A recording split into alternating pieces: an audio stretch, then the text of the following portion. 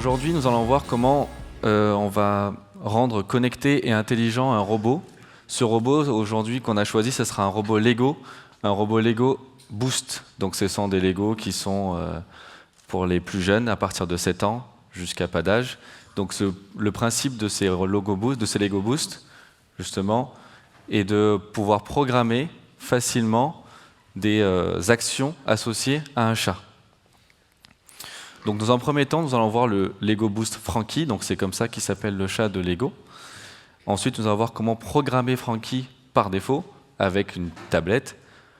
Pour continuer, nous allons voir comment le rendre connecté avec un Raspberry Pi et enfin comment le rendre intelligent, donc rajouter de l'IA dessus, justement. Donc l'objectif de cette conférence sera de vous présenter comment on va rendre connecté et intelligent un simple outil comme Frankie qui est de base un Lego qui fait juste 2-3 actions et comment on pourrait le rendre encore plus animé avec des outils qui viendraient de l'extérieur. Donc Lego Boost est un outil qui est assez fermé au final, qui va nous permettre de pouvoir lui faire remuer sa queue par exemple, lever les yeux, se lever, des trucs assez basiques. Maintenant, on voudrait avoir une interaction plus intelligente avec l'humain, donc on va pouvoir rajouter, grâce à de l'intelligence artificielle, du traitement d'images, etc., des actions supplémentaires. Donc pour commencer, Lego Boost est un jeu de construction Lego. Donc le public visé, comme je vous l'ai dit tout à l'heure, c'est à partir de 7 ans. Donc sur la boîte, il y a écrit 7-12. Donc c'est pour vous montrer que c'est très facile d'accès. Il y a 5 modèles d'exemples de montage par défaut avec Lego Boost. Et donc ça se programme avec une tablette. Donc voici les 5 exemples que vous allez pouvoir avoir avec Lego Boost, justement. Donc ce sont des mini-robots qui se montent avec des Lego, dont Frankie le chat. Il y a une guitare, il y a un mini-robot également, il y a une station de tri de Lego. Et voilà. Donc le slogan de Lego Boost, c'est Build, Code, Play. Donc étape 1, on construit. On essaie d'imaginer notre propre robot ou alors on s'inspire de ce qui existe déjà, puis pour l'améliorer ou juste l'utiliser. Moi, le choix que j'ai fait pour ce talk, justement, il utilisait le chat Frankie et donc je ne l'ai pas modifié, je l'ai juste recopié. Ensuite, l'étape 2 sera de coder. Donc il faudra télécharger l'application Lego pour pouvoir développer des actions associées au chat. Et enfin, on va pouvoir jouer avec ce Lego. Donc l'étape...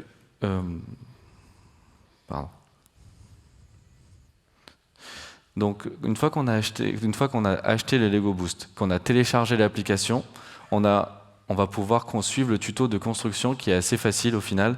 Donc quand vous allez lancer l'application, il va vous demander quel robot vous voulez choisir afin de pouvoir commencer votre première construction. Donc moi, en l'occurrence, c'était le chat.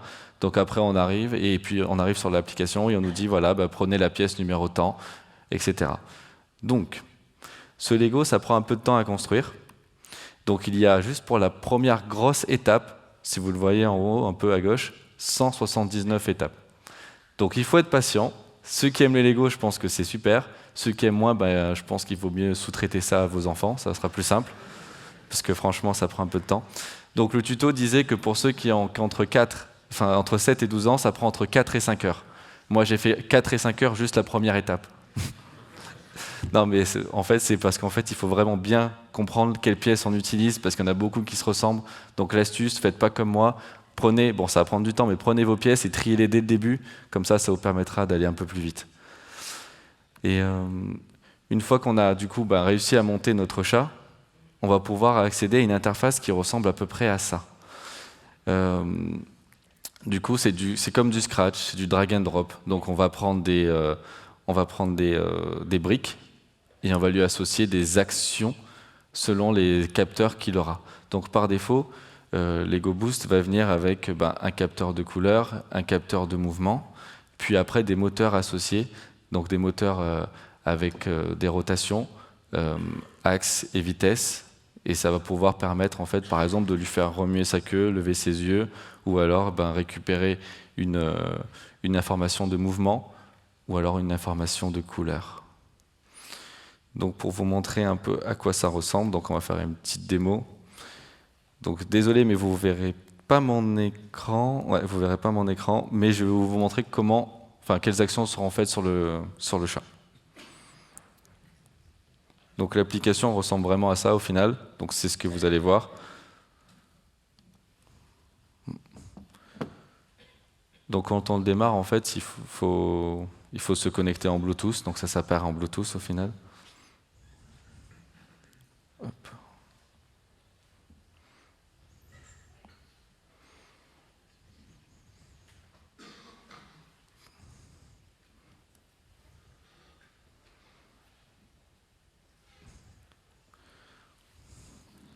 Alors désolé, je sais qu'il n'y a peut-être pas tout le monde qui va bien voir, mais voilà.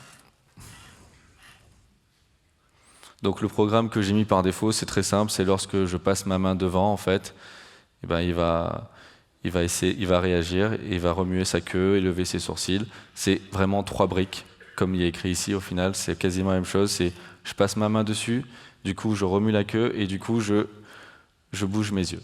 Voilà, c'est vraiment ce que ça fait, et ça en boucle, à chaque fois. Donc une fois qu'on a fait 4 à 5 heures de montage, à programmer c'est très rapide, c'est fait vraiment pour les tout petits, donc tout le monde peut y arriver, c'est assez simple. Donc maintenant, une fois qu'on a réussi à faire ça, nous on est arrivé au constat de ok, ça serait bien qu'on arrive à le connecter avec autre chose. Donc moi personnellement, je suis une personne des objets connectés, donc mon travail est de connecter les objets, tout simplement. Et donc on s'est dit, écoute, ça c'est un Lego, ça communique en Bluetooth, donc il y a un moyen de communiquer avec. Il s'avère qu'il y a déjà des libs, des gens qui ont déjà fait de reverse engineering avec des outils comme Wireshark, mais pour Bluetooth, pour récupérer en fait les trames qui sont envoyées pour pouvoir piloter ce robot Lego. Donc comment on va le rendre connecté? On va le rendre connecté avec un Raspberry Pi. Alors, petite explication pour tout le monde pour ce que c'est le Raspberry Pi. Donc le Raspberry Pi est un nano-ordinateur, il fait environ la taille d'une carte bleue.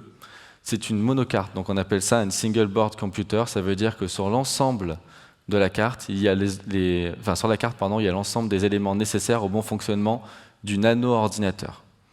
Donc c'est un processeur ARM, c'est ce qu'il y a en général dans vos tablettes et dans vos smartphones et dans les systèmes embarqués. Ça a été conçu par David Braben, donc c'est quelqu'un qui vient du Royaume-Uni, et donc l'objectif du Raspberry Pi est d'encourager les plus jeunes à la programmation. Donc pour tout le monde, c'est une carte qui coûte pas cher, qui coûte ça va dépendre entre 5 et 40 euros, on va dire. Et du coup, avec ça, vous avez déjà un ordinateur qui va vous permettre de pouvoir travailler, coder, naviguer, jouer à Minecraft, plein de choses. Donc c'est quelque chose qui est à la portée de tous et qui va pouvoir enseigner à la programmation. Donc par défaut, ça vient avec un outil qui s'appelle d'ailleurs Scratch et Raspbian. Et donc Scratch, ça ressemble beaucoup à l'outil que vous avez vu pour programmer sur Lego. Donc c'est vraiment fait pour les plus jeunes. Donc le Raspberry Pi, alors rapidement, on va passer dessus pour vous expliquer ce qu'il y a dessus, pour pouvoir comprendre comment on va le rendre connecté. Donc il y a 4 ports USB, il y a un port LAN, il y a ce qu'on appelle des GPIO, il y a le SOC justement, il y a le Bluetooth, le Wi-Fi, la micro SD, la LIM, HDMI, port Ethernet, bref, il y a plusieurs éléments. En fait, ce qui fait la force du Raspberry Pi, en réalité, ce sont ces GPIO, ce qu'on appelle General Purpose Input Output. Donc ça veut dire des entrées et sorties, tout simplement. En réalité, vous avez déjà sur votre carte mère de PC des GPIO, sauf qu'ils servent au bon fonctionnement des éléments qui sont dans votre PC. Donc ça va être par exemple le boîtier, allumer des LED, appuyer sur le bouton, etc. Et le Raspberry Pi, lui, ce qu'il va fournir, c'est libre accès à ces GPIO pour pouvoir piloter des signaux électriques et donc pouvoir accéder à un autre monde qu'en général on n'a pas accès. Donc basiquement, pouvoir allumer, éteindre une lumière, pouvoir allumer, éteindre un réveil, pouvoir récupérer une information de température, d'humidité, ce genre de choses. Donc les GPIO vont vous permettre de pouvoir accéder à un monde dit de l'électronique. Donc sur cette carte, il y a également une carte Bluetooth qui va nous permettre de communiquer avec justement le Lego Boost Franky. Alors, première étape, il faudra installer Donc on va faire un petit tuto en fait pour voir comment on va piloter le Lego Boost. Donc première étape, il faudra installer Raspbian avec par exemple Noobs. Donc Noobs, c'est un système d'exploitation qui va vous permettre d'installer d'autres systèmes d'exploitation très facilement. Donc on a le choix entre Raspbian, Windows 10 IoT Core, etc. Plusieurs OS. Donc petite parenthèse, dessus il y a aussi Recalbox pour tout le monde. Recalbox, c'est un système d'exploitation qui peut vous permettre de jouer à des jeux rétro facilement, et ça vient je crois par défaut avec quelques ROM, et c'est configuré avec manette PS4 et Xbox One tout de suite. Donc, comme ça vous pouvez aussi jouer dessus. Bref, revenons sur Raspbian. Donc une fois qu'on l'a installé, du coup on va pouvoir commencer à le configurer. C'est assez simple d'installer, l'installation est assez simple avec Noob, c'est fait pour ça. Comme son nom l'indique, c'est fait pour les débutants. Voilà, donc c'est facile. Donc première chose, il faudra installer, pour pouvoir installer une lib autour de Lego Boost, pour pouvoir aller communiquer avec Franky, il faudra installer les prérequis, donc c'est Python 3, Pigat qui permet justement la lib qui permet de communiquer en Bluetooth facilement. Donc, alors après il faudra installer les libs qui vont bien, et la lib elle s'appelle PIL-GBST, ça permet d'aller communiquer en Bluetooth avec Franky, c'est cette lib là qu'il faudra utiliser. Et pareil, c'est assez simple d'utilisation. Donc on va pouvoir tout à l'heure voir justement le code d'exemple, mais surtout le GitHub. Donc on va commencer par y aller. Tac. Donc moi j'aime bien aller voir le code source sur GitHub en général avant d'utiliser une lib. Donc justement, sur GitHub il y a pile GBST, et là on vous explique comment l'installer, comment l'utiliser, comment le configurer, etc. Donc voilà, donc il y a des petites démos justement de comment fonctionne au final un Raspberry Pi avec Lego Boost, donc le rendre connecté. Donc par défaut, il vient avec vous pouvez télécharger des programmes, et il vous montre aussi comment monter ces logos-là autour de sa lib. Donc vous pouvez faire un color sorter, donc un trieur de couleurs, du fast tracking. Donc c'est un peu ce qu'on va voir tout à l'heure, donc comment le faire avec OpenCV, ce genre de choses. Donc une fois qu'on a ouvert les portes en fait du Lego Boost de Franky, qu'on arrive à communiquer avec lui avec un Raspberry, le Raspberry est un ordinateur, donc les possibilités sont celles qu'on aurait sur un ordinateur, donc on peut aller très très loin. Donc voilà un peu pour ce qui est du GitHub. Ouais.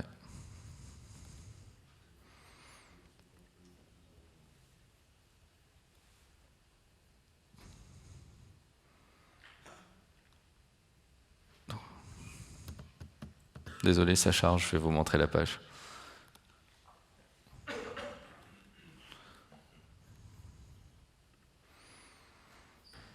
Donc une fois qu'on est sur la page du GitHub, on a accès à ce que je vous disais, à plusieurs vidéos de démonstration, dont le color sorter dont je vous ai présenté. Donc c'est intéressant d'aller voir les GitHub des libs, parce qu'en général, il y a des informations qui ne sont pas en général sur les tutos. Et puis on arrive à récupérer justement d'autres axes d'idées pour rendre aussi votre Franky connecté, dans le fast tracking justement. Donc là-dessus, il vous montre bien sûr comment l'installer. Donc moi j'ai une façon, il y en a une autre, mais au final ça marche pareil. Et surtout les prérequis, pareil, il en parle, mais voilà, je vous en conseille une qui est justement, j'ai oublié le nom, mais c'est voilà, Pigast, quelque chose comme ça. Voilà, Pigat, qui est juste ici. Et donc il vous montre aussi comment récupérer basiquement la connexion avec un Franky, avec du Bluetooth. Donc maintenant on va voir un petit code de démo. Donc on va commencer à jouer. Donc ici il y a un Raspberry Pi 3 justement. Et je vais me connecter dessus en SSH, et on va commencer un petit peu à coder, à regarder un peu le code et comprendre le fonctionnement.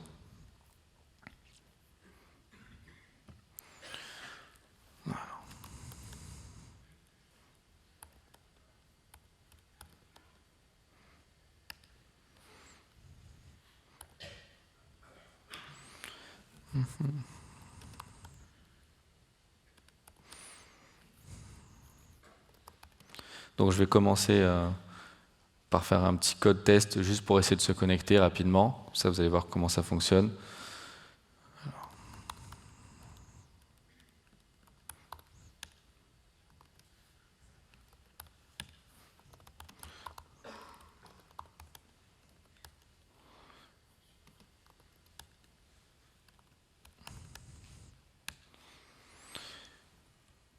Donc, alors, est-ce qu'on peut zoomer ?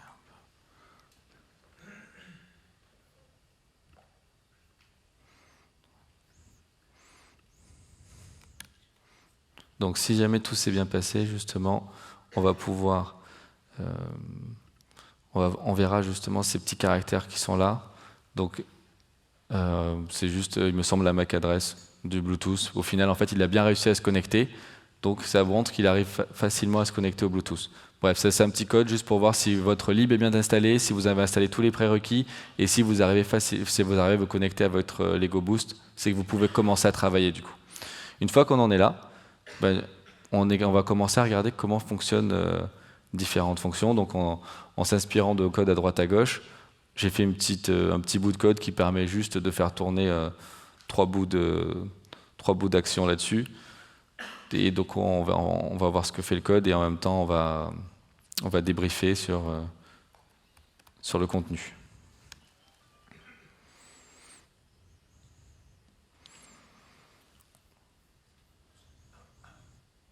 Donc on verra des petits résultats. Voilà, donc on peut récupérer le courant, enfin l'ampérage, on peut récupérer la tension, on peut récupérer plusieurs infos. On va pouvoir en fait changer de couleur. Il y a aussi un capteur de couleur dessus, comme je vous l'ai dit. Donc il y a des choses qui se passent ici, donc on voit les couleurs qui tournent. Et enfin, on va faire actionner différents moteurs en ligne de commande, justement en Python. Donc voilà, il y a des choses qui vont se passer.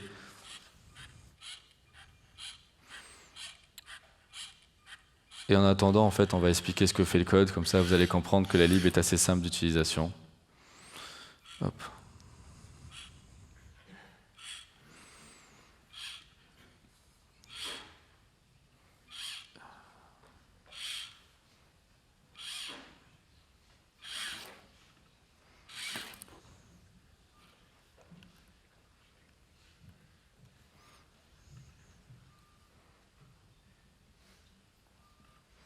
Voilà. Donc, on va parler un peu de code, désolé, du coup, comme c'est un peu le but aussi, donc ça va être un peu long, mais on va expliquer ce que ça fait. Donc, on va importer, donc c'est du Python 3, donc on va importer des libs qui vont être du sleep pour pouvoir justement attendre entre chaque action. On va importer la lib justement qui va permettre de communiquer avec le Lego Boost, donc Franky. On va récupérer le MoveHub, on va récupérer autour des périphériques les moteurs, le tilt sensor. Donc le tilt sensor c'est le bouton en fait, l'ampérage, la tension et les couleurs. Donc grâce à ces petites lignes là, on arrive à se connecter automatiquement au Franky depuis le Raspberry. Donc une fois qu'on a récupéré la connexion, en fait on va actionner plusieurs démonstrateurs. Donc on va regarder d'abord le démo voltage, dont le courant, le bouton, les couleurs, le moteur TimeMed, donc juste aller dans un sens puis dans l'autre, puis après avec l'angle, on va avoir les moteurs sur le côté, donc celui des yeux au final. Donc le moteur que vous avez vu en premier, c'est celui de la queue. Les autres moteurs, ça va être celui des yeux. Puis il y a aussi d'autres moteurs qui sont à l'arrière, qui vont permettre par exemple de lui rajouter des pattes, donc de se lever ou de s'asseoir. Voilà. Donc, alors, dans le try, on va essayer de faire ces démos, et à la fin, du coup, on se déconnecte. La démo voltage, donc on va récupérer la tension et l'ampérage. Donc pour ça, on fait ce qu'on appelle un subscribe, donc on va souscrire à des informations, à un callback, tout simplement, donc qui va donner les informations associées à l'ampérage et à la tension.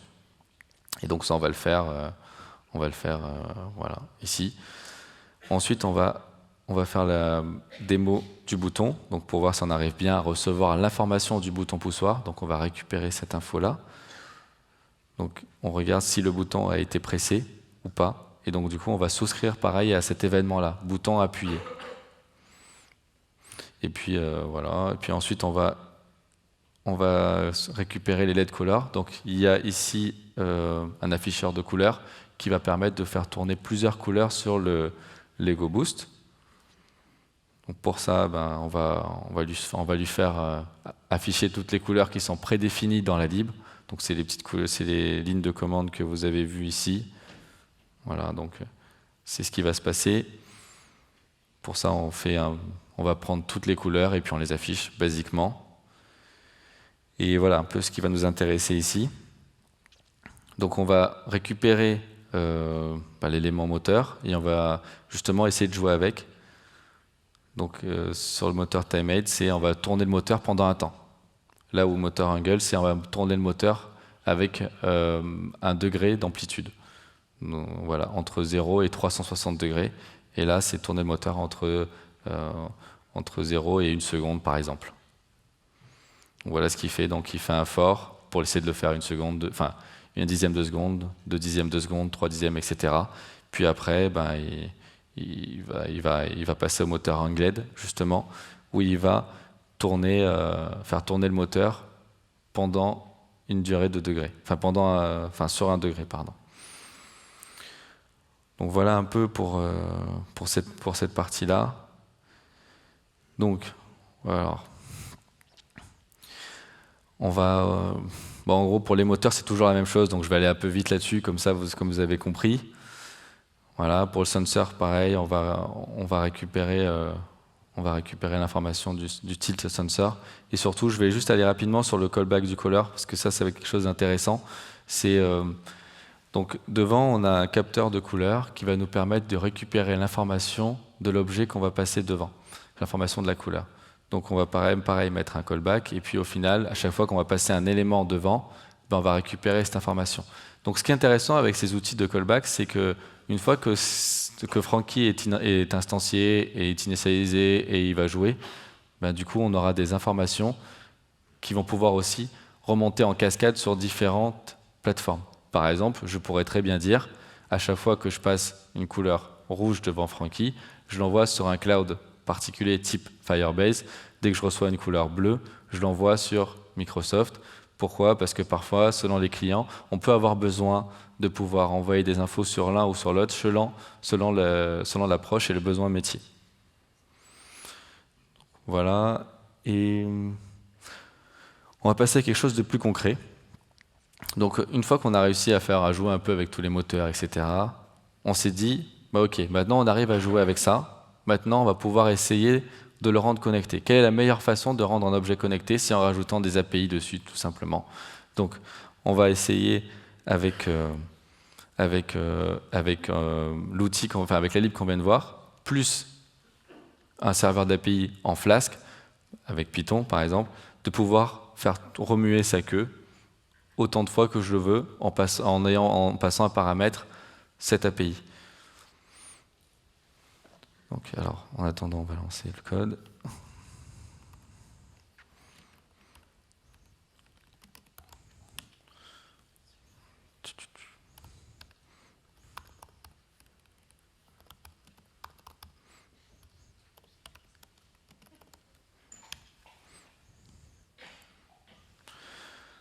Alors, on va parcourir le code. Donc, j'ai repris des bouts de code qu'on a fait à gauche pour le mettre à droite. Donc, pour ça, on reprend la lib qu'on a vue tout à l'heure et j'ai rajouté juste Flask qui va me permettre d'aller créer un serveur justement d'API. Et la partie signal, c'est juste pour récupérer que lorsque je fais un CTRL-C, je vais pouvoir me déconnecter proprement du MoveUp. Voilà. Donc, comme tout à l'heure, j'ai récupéré ma connexion automatique, puis après, je me connecte automatiquement, je récupère cette variable et du coup je vais pouvoir le passer sur le mouvement de la queue pour pouvoir faire bouger la queue d'un côté puis de l'autre. Donc dans une fonction tail avec un nombre de fois en paramètres. Donc si je veux le faire bouger 2 fois, je vais lui passer 2, il va faire 2 allers-retours. Voilà le comportement attendu. Et ça du coup je l'ai englobé sur une route autour de Tails. Et enfin, du coup, je démarre mon serveur sur le port 3000.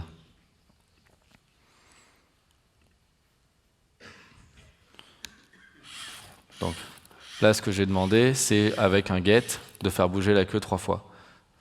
Donc, grâce à ça, on a réussi à payser, en fait, un peu un terme vulgaire, le mouvement de la queue.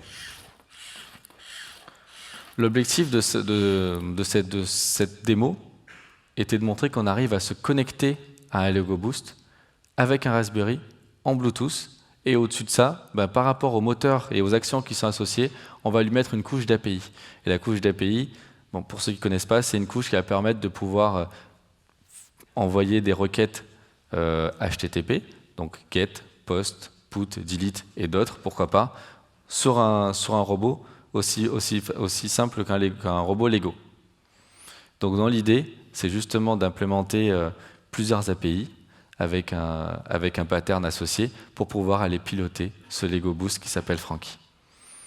Donc voilà à quoi doit servir justement la partie connectée du Raspberry Pi pour pouvoir ensuite aller piloter ce genre de robot. Bref.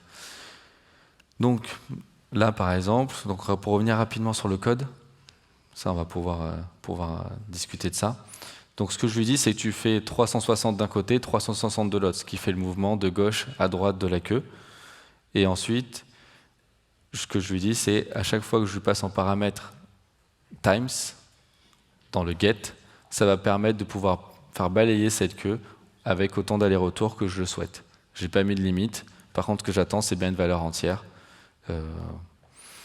Voilà. Donc c'est le code, et vous voyez, il n'est pas très long au final, et on arrive à faire quelque chose d'assez basique. Alors, du coup, ça c'était l'étape 1, enfin l'étape 2 plutôt. Donc on va pouvoir revenir.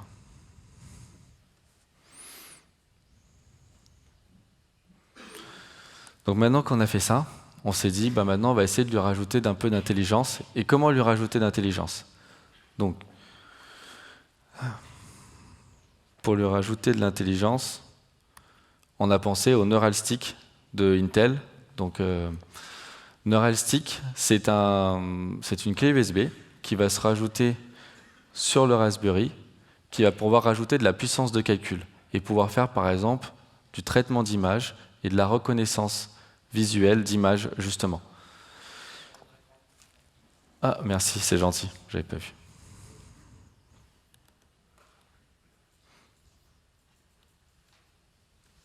Merci. Donc le Neuralstick, c'est quelque chose qui va se brancher au Raspberry de cette façon-là et pouvoir ajouter de la puissance de calcul pour faire du traitement d'image et du coup de la reconnaissance d'objets. L'objectif est d'atterrir en fait à ce genre de résultats. Donc on voit à gauche que c'est une personne, à droite que c'est des écrans, et justement tout ça c'est fait sur le Raspberry. Alors, il y a plusieurs façons de réaliser cette performance. On n'est pas obligé de le faire sur le Raspberry, on aurait pu le faire sur le cloud. On pourrait travailler sur des serveurs Google avec du TensorFlow pour ceux qui connaissent par exemple. Et donc à chaque fois qu'on a une requête, on l'envoie dans le cloud, on fait un traitement dans le cloud, puis on redescend cette information. Alors il y a des avantages et des inconvénients sur cette solution. Et pareil, si on le fait en local, il y a des avantages et des inconvénients. Tout va dépendre de votre contexte d'application, c'est très important. Faire ce qu'on appelle du edge computing, ça peut être une bonne solution, comme ça peut être une mauvaise solution. Je m'explique. Alors, faire du edge computing dans le cloud, ça peut coûter de l'argent du coup dans le cloud, mais tout est centralisé. Et du coup, vous pouvez en fait généraliser vos calculs et pouvoir en fait finalement les minimiser. Faire du edge computing, donc plus proche du device, ça va descendre les calculs qui sont finalement dans le cloud et les faire plus proches de l'utilisateur.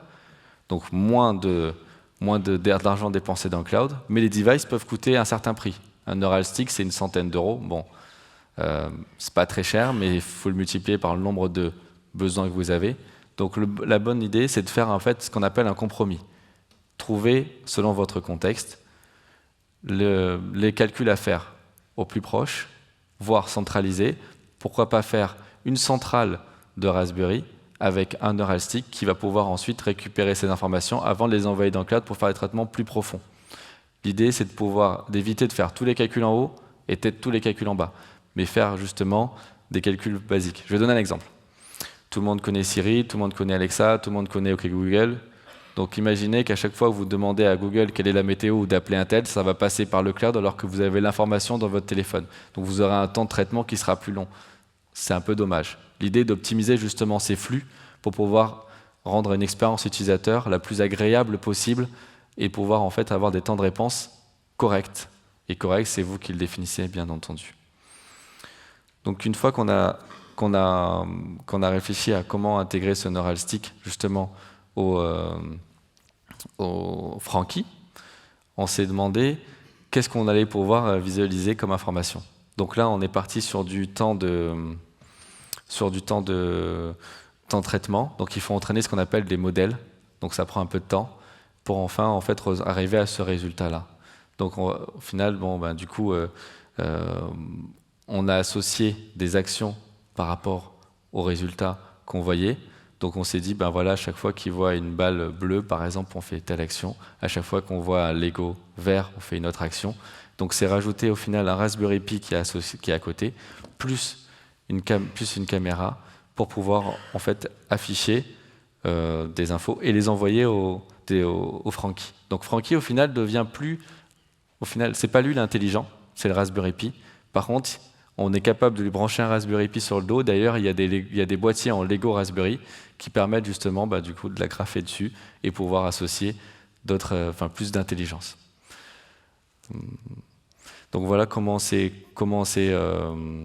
on a fait l'histoire de ce Frankie-là et comment on est arrivé à cette conclusion de pouvoir rendre intelligent et connecté, mais d'abord connecté, le robot Lego. Alors, ensuite, il y a une autre partie que je voulais voir avec vous, c'est justement comment rajouter un peu plus d'intelligence. Donc sur le Raspberry Pi, on est capable aussi, par exemple, de descendre des agents conversationnels.